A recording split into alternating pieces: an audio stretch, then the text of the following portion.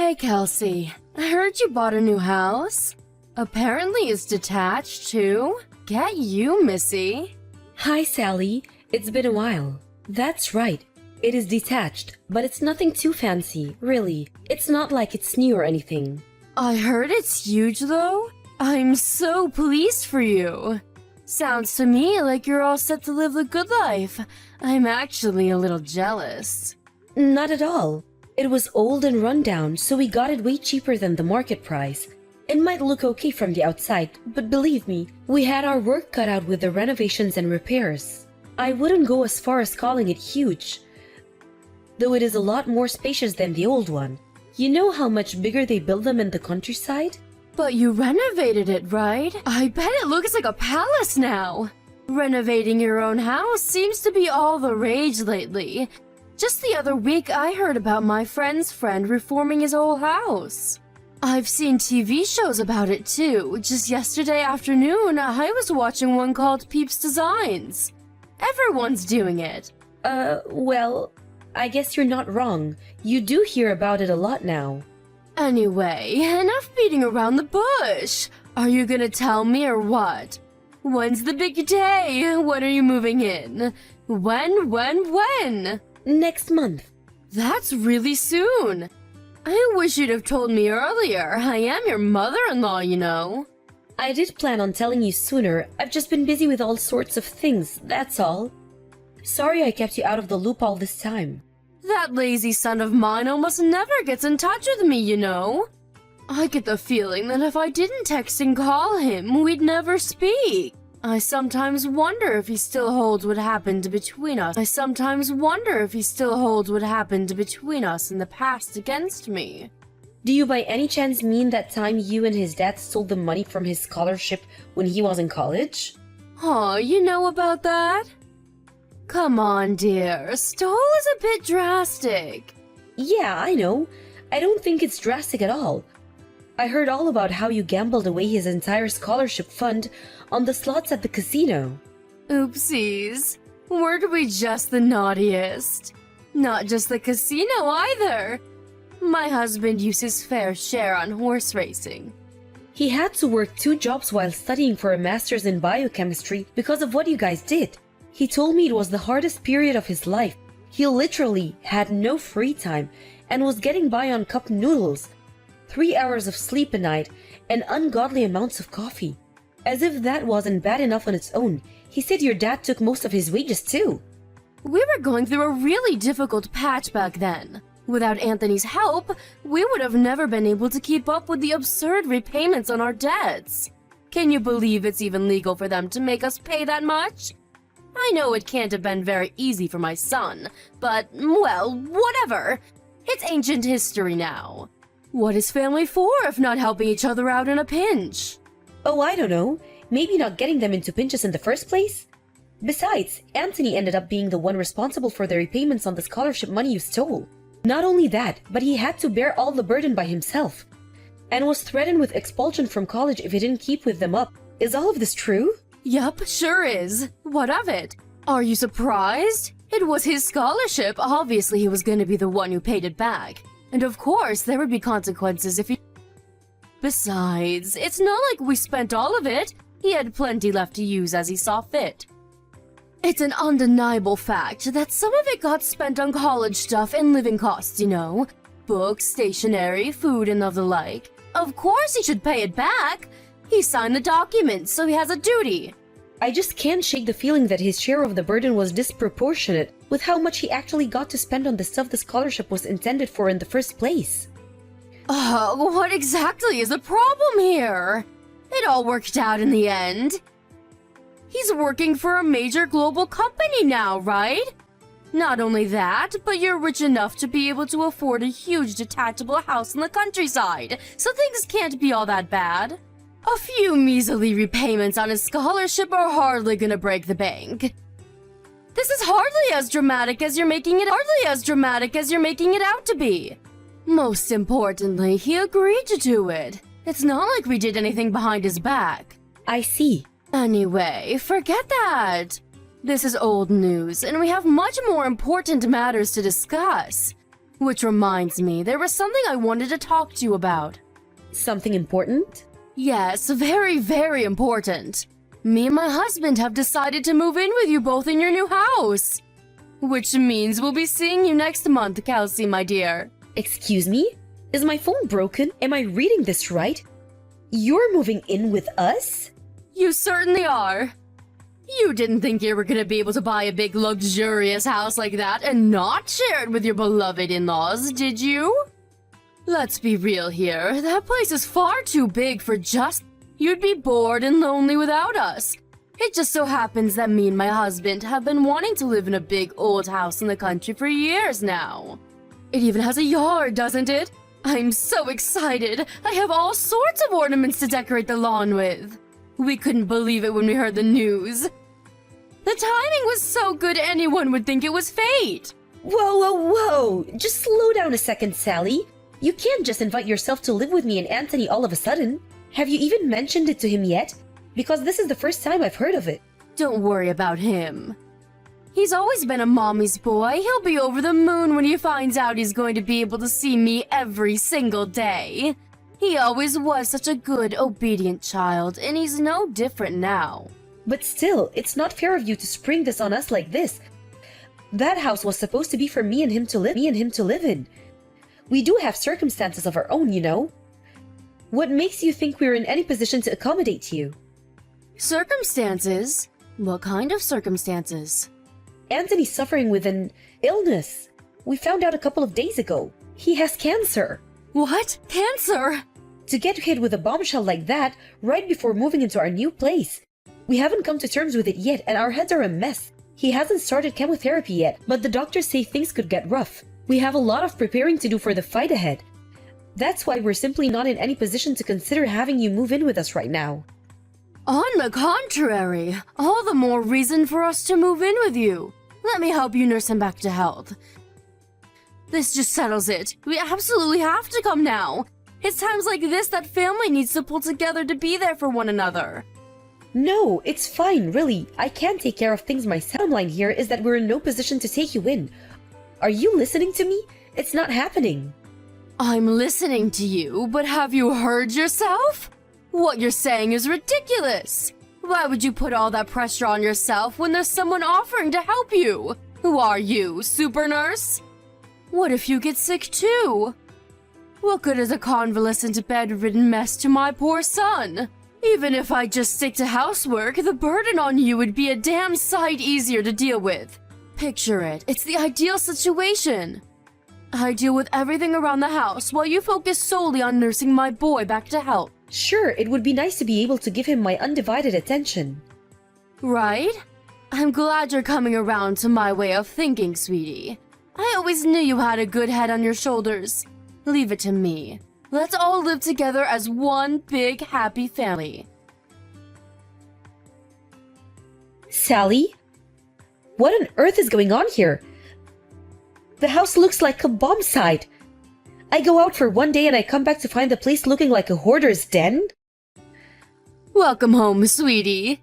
If you're back, why don't you be a dear and get to work on the housework right away? The kitchen's dirty. How about you do something yourself for a change?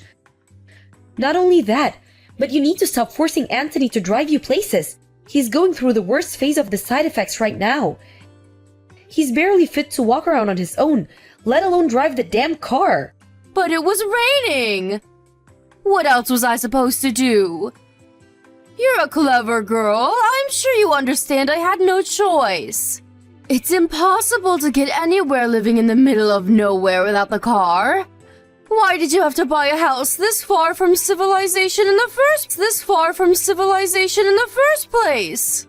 What does the location of our house have to do with you forcing your seriously ill son to chauffeur you around like you're a freaking aristocrat? Those are two completely different issues. You have to stop this. I do wish you'd shut up already. You're like a broken record. If the thought of your husband driving the car is so unconscionable to you, why don't you take me out yourself? It's easy to talk, but are you willing to put your money where your mouth is? Where exactly do you need to go so desperately? You don't even have a job. I like going into town. We live in the middle of nowhere. There are nothing but farms and mountains for as far as the eye can see. I'd go senile sitting around the house all day. The only reason I get Anthony to take me places is because you're nowhere to be seen. He could rest more if you weren't so unavailable. Why do you think I'm not available? I do have a job. You know, my husband is in no fit to work, let alone drive a car. I'm working for both of us to make up for the hit we took with him. Having to take time off work. And we highly appreciate your efforts, sweetie. I assure you. That reminds me, I ran out of money again this week. Can I have another $400? Excuse me? Wow, are you saying you spent the money I gave you already? I only gave it to you 3 days ago. Oh, please, Kelsey, did you really expect that to last me more than 5 minutes? It was pocket change. I lost it all in the slots of the casino. You blew the money I gave you to get on by the slots? Oh my god, Sally, has your husband been going to the casino with you too? Who knows? He's probably walking around the streets with a can of beer in one hand and a cigarette in the other. Seen him in 3 days. He's probably loitering in an alley somewhere making people uncomfortable for all I know. I didn't want to have to say this to you, but you guys are spending too much money. I don't care if you're my in-laws. Wrong is wrong and this can't go on. We live together for crying out loud. Would it kill you to have a little more consideration for me and your son? What's the problem? Are you saying me and my husband shouldn't have hobbies? If you're gonna be like that, I'll just ask Anthony instead. My darling boy. I know I can always count on him to look out for me. He'd go to the bank or rush out to find an ATM in a heartbeat if I asked him to. Don't you dare! He's undergoing cancer treatment, damn it! He's fast asleep and you will not bother him. Fine, you win. I'll give you more money. Excellent! I knew you'd see things my way before long. You're a smart cookie after all. Me and my husband are gonna need $400 each this time. You're asking me for $800? There's no way I can afford that. You'll have to get by on half. You greedy tightwad. Surely with the amount of hours you're working, epoxy $800 shouldn't be a big deal. I have to draw the line somewhere. You're gonna gamble us out of this house if you keep this up. What's the big deal? Just convince Anthony to retire early. He'll get a nice, juicy severance package, and our money worries will be a thing of the past. No way! Anthony loves his job. He's looking forward to going back to work. It's a huge motivating force for him. And I don't think he'd have it in him to fight this cancer with the same level of determination without it. If he quits, who's to say he won't lose the will to fight the disease? And then what? Stop being so selfish. It's time to face reality, Kelsey. My son is incapable of working as things stand, and that's not set to change anytime soon. How are new employees supposed to join the company with him clogging up the roster by being too stubborn to know when to leave? Leaving them hanging in the balance like that is unfair. It would be better for everyone if he just left. Don't even say things like that. My husband is no quitter. He isn't giving up and I won't give up on him. He will absolutely go back to work. I've never been more sure of anything in my life. Oh, to be young. One day, when you grow up, you'll realize blind faith never gets you anywhere. It's time to stop being so naive and childish and accept the harsh realities of life. Kelsey, I'm going for a few drinkies with the girls before I come home this evening. I won't be needing any supper. I see. In that case, I won't be able to come and pick you up. Please make your own way back in a taxi or get a lift from a friend. Huh? Are you joking? It's your day off work today. Are you telling me you'd rather laze around on your butt eating potato chips than give your elderly mother a lift home? I'm busy. Anthony's funeral might be out of the way now, but I still have tons of stuff to take care of. Ah, yes, the funeral. I was blown away by how big the turnout was. I had no idea he was loved and respected by so many people. He was always so shy and introverted. It's hard to imagine him having that many friends. Everyone loved Anthony because of how kind he was. He was a good man who would do anything for anyone. Yes, my Anthony was one in a million. It's just a shame he left us so young. Right. Anyway, the funeral's over now. So we really should get around to dealing with his belongings. Most of them are going to have to go in the trash, of course. Why? What's the rush? Can't we at least wait until it doesn't all feel so raw? He's barely been in the ground 5 minutes and you're talking about tossing his things in the trash? Why wait? It's going to happen eventually, so we may as well do it now. We need to clear out the room he spent his final weeks laid up in bed in. I want to turn it into my own personal hobby parlor. We're not clearing out his things. Why not? It's not like we're gonna use them anymore. Besides, this is not your decision to make. I make the rules from now on. Me and you are strangers now, and strangers aren't welcome in my home. Wow, what's that supposed to mean? It's exactly what it sounds like. Without my son here, you're nothing more than a stranger, no different to someone I'd pass by on the street. Are you trying to kick me out of the house? Bingo! I knew you'd get it eventually. Well done, sweetie. Think about it. Me and you aren't related by blood. I tolerated you when my son was around for his sake, but there's no reason for us to carry on living together now. This house rightfully belongs to me and my husband as a memento of my son. You're trespassing, so get out. Wow, so that's what you really think of me, huh? I see. You know what? You're right. Strangers don't have any right to live in other people's house. I'll make the necessary moving preparations immediately. I'm so pleased you didn't make this any harder than it needs to be. Make it quick. Understood. I agree. The quicker we get this over with, the better. Okay, that settles in. I want you and your husband out of this house by tomorrow. Excuse me? Me and my husband leave? What are you talking about? You know, dear, anyone would think you're trying to get rid of us. The only one leaving this house is you. That's where you're wrong. You and your husband are the ones who'll be leaving. I've never heard anything more preposterous in my life. Are you trying to make me die of laughter? My son bought this house. It's only natural that it goes to his parents. Are you just trying to get a rise out of me? Or do you actually believe that? I was Anthony's wife, which means I'm first in line to inherit his assets. I'm the owner of this house. I want you to know that I had no intention of doing this before you tried booting me out. But you forced my hand. I want you and your husband gone by tomorrow evening, and that's final. How could you? My son would be turning in his grave if he could hear you right now. He'd never allow this. He's the one who let us live here in the first place.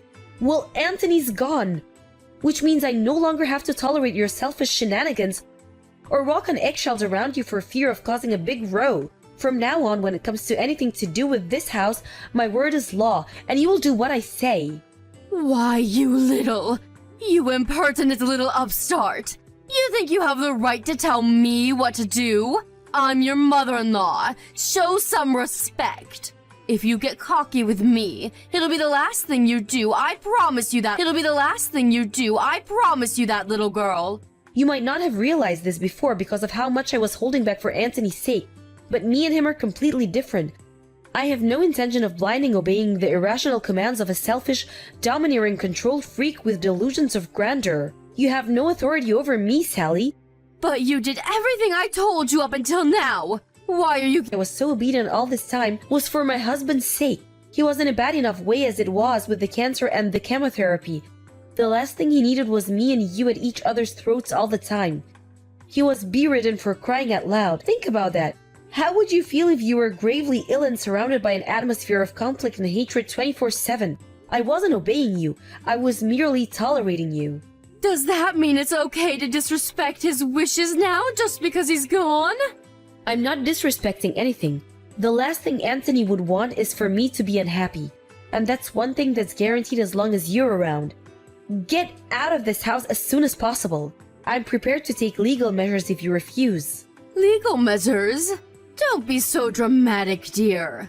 If there's any doubt in your mind as to whom the rightful owner of this house is, then I'm willing to take the necessary steps to prove it to you once and for all. If there's a brain somewhere in that head of yours to stand on and disappear from my life forever. Come on, Kelsey. This is going too far and you know it.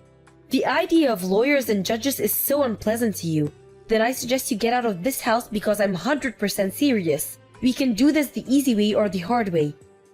Just know that one of them involves you going to court. Both scenarios involve you and your husband getting out of this house, so you may as well make it quick. Ugh, fine. Look, if you do insist on kicking us out, can you at least give us more time? Tomorrow is too soon. It's just too soon. We need more time to get our things together and find somewhere else to go. Surely you're not evil enough to force your elderly in-laws to live on the streets. Try me. Who knows? Maybe I really am that evil. Look, Kelsey, I understand you're stressed. And based on what you said, I get the feeling that over a year's worth of stress, upset, and dissatisfaction are coming to the surface in one big violent eruption right now. I get it, I do. But if we have to leave, we need to make some preparations first. Please, can we have a little more time? This is probably just a ploy. You think if you can drag out your stay a little longer, I'll calm down and change my mind, don't you? I'm beyond sick and tired of your lies. I was opposed to you moving in with us in the first place, but you sweet-talked me by promising to help with housework and looking after Anthony. That help never materialized, did it? To the contrary, you used the two of us as your personal slaves, butlers, and chauffeurs, paying no mind whatsoever to the fact that your own son was terminally ill. To think you actually forced your son, who was barely capable of walking, to drive you to your friend's house so you could eat cakes and drink coffee with your friends three times in the same week? First things first, the only reason I couldn't help with looking after Anthony in the housework was because I've had a bad back lately. I wanted to help you more than anything. Truly I did, but I was in so much pain. You were well enough to gamble on the slots at the casino all day. You should have been more than capable of lending us a helping hand every now and then.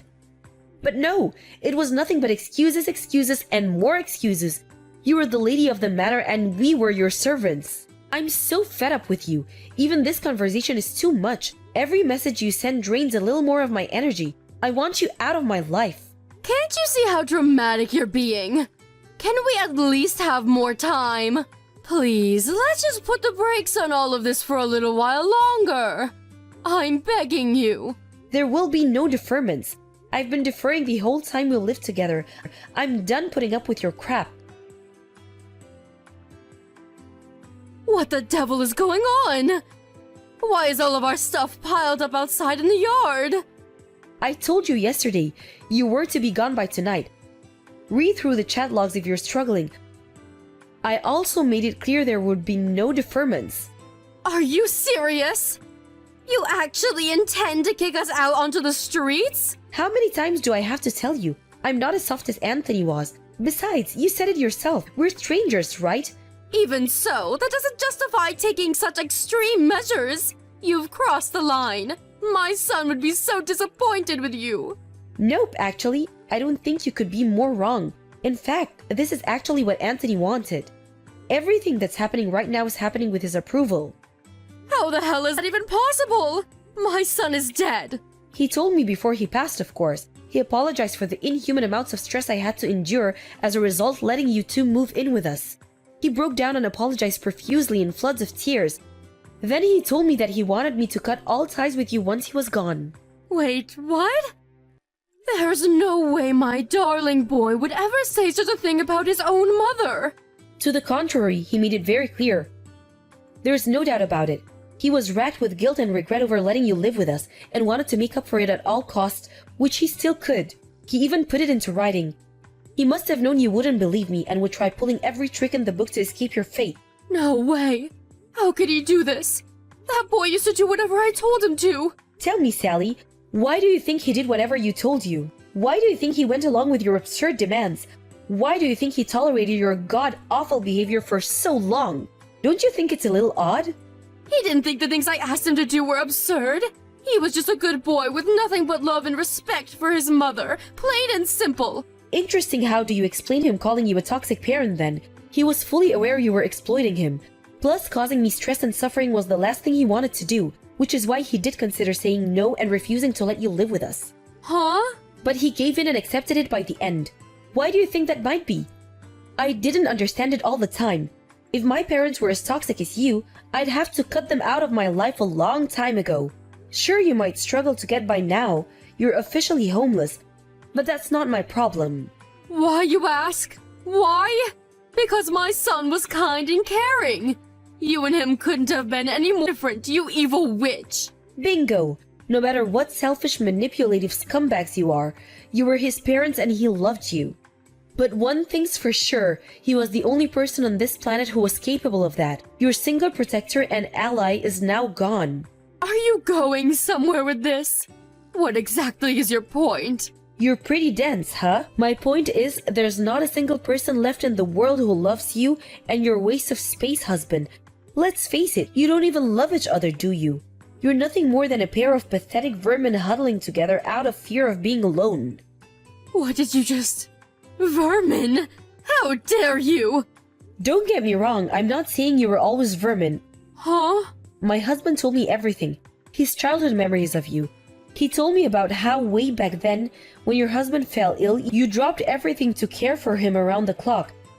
He told me about how you'd make up lunchboxes and take him for picnics, to the zoo or for scenic walks by the river. You took him anywhere and everywhere, and you stopped at nothing to make him happy, in spite of the illness. My son told you all that? But eventually you changed. You were around your rat of a husband for too long, and eventually you became vermin too. The only reason Anthony agreed to let you move in with us was because he remembered the good times. And he believed that somewhere, hidden away deep inside you, was the mom he used to know and love. He thought maybe you'd turn over a new leaf. I think he genuinely believed you when you said you were moving in to help out with the housework. And with looking after him, he accepted you with a heart full of hope. Hope? But that hope was smashed into tiny little pieces. You betrayed your son. I betrayed him? What are you even saying? Surely you don't believe that. There's an old candy tin in one of the boxes of your stuff out in the yard. Why didn't you take a look inside? What is it? It belonged to Anthony, but I have no need for it, so it's all yours. I said, what is it? Inside that tin is an origami gold medal. Remember it? Remember that time he caught an awful cold and had to drop out of the school track in field event? He'd been training so hard and couldn't wait to compete. He was so down in the dumps about the whole thing. So you made him that origami gold medal to make him feel better. Huh? This is that thing I made 30 years ago? He kept this the whole time? That medal meant the world to him because it reminded him of his precious childhood memories with you. He loved you. No matter how much you exploited and manipulated him, no matter how many good times you betrayed him. Oh my god, I had no idea he felt that way. It's too late to regret what you did now. Anthony's gone, and he's never coming back. What else did he tell you? He told you all about his childhood memories, right? There must have been more. Tell me. Oh, you're suddenly interested in your son now? I'm afraid I'm gonna have to say no. This has nothing to do with me. Please, I'll apologize for everything if you tell me. I'm begging you. The time of apologies has passed. There's no going back now. Anthony's gone. I hope you regret this. I hope the pain is unbearable, and I hope it tears away at your heart until the day you die. Now let me remind you one last time. This house is mine. Because I was the only one who gave your son the love he deserved. Not long after that, my father-in-law started causing a commotion outside the house, demanding I stop this nonsense at once and let them back in, but his wife soon shut him up. I can only think that what I said to her actually penetrated that big frosty wall around her heart. My mother-in-law, clutching that dirty old candy tin into her chest as if it was more important than life itself, took her husband and disappeared. I haven't heard from either of them ever since, and I heard through the grapevine that they ended up divorcing. It's been 2 years since I lost my husband now. I ran into his mom one time when I was laying some fresh flowers at his grave. As soon as she noticed me, she hung her head deep in shame and walked away, seeming to have none of the vigor or energy she was once so well known for. Something tells me she actually reflected on what she said, and used the whole tragedy as an opportunity to become a better human being. They do say every cloud has a silver lining. It's just a tragedy that the cost was so high. As for me, I'm still living in that same big old house in the country, surrounded by my cats and dogs, who I love and adore. We went through so much in this house, happiness and sadness, joy and misery, harmony and conflict. But strangely, the only things I remember vividly are the happy times me and Anthony shared together. That's why it'll always be an important place to me, and I intend to cherish and take good care of it for as long as I live.